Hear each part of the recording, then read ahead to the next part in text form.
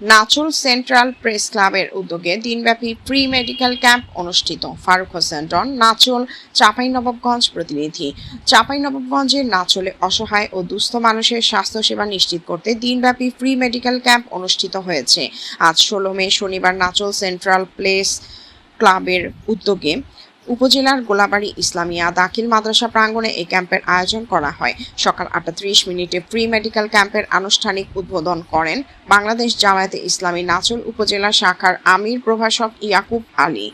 আরও উপস্থিত ছিলেন রফিকুল ইসলাম ও আহমেদ তোয়াব জামায়াত নেতা। নাচুল উপজেলা শাখা দিনব্যাপী এই ক্যাম্পে বিভিন্ন এলাকা থেকে আসা 2 শতাধিক রোগীকে সম্পূর্ণ বিনামূল্যে চিকিৎসাপত্র ও প্রয়োজনীয় স্বাস্থ্য পরামর্শ প্রদান করা হয়। ক্যাম্পে আগত রোগীদের চিকিৎসা সেবা দেন এক ঝাঁক অভিজ্ঞ চিকিৎসক। এদের মধ্যে ছিলেন ডাক্তার আব্দুল আল মামুন লিখন, মেডিসিন অভিজ্ঞ, ডাক্তার শিরিন আক্তার মিম, চর্ম ও যৌন রোগ অভিজ্ঞ, সাব্বির আহমেদ ডিএম। উদ্বোধনী অনুষ্ঠানে প্রধান অতিথি প্রভাষক ইয়াকুব আলী নাচুল সেন্ট্রাল প্রেস ক্লাবের এই সামাজিক ও মানবিক উদ্যোগের ভূয়সী প্রশংসা করেন।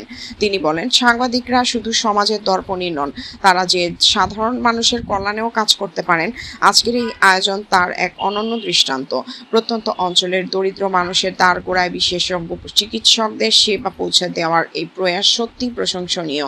আয়োজক সংগঠনের নেতৃবৃন্দ জানান, নাচুল সেন্ট্রাল প্রেস ক্লাব বস্তুনিষ্ঠ সংবাদ পরিবেশনের পাশাপাশি সামাজিক দায়বদ্ধতা থেকে সবসময় সাধারণ মানুষের পাশে থাকার চেষ্টা করে।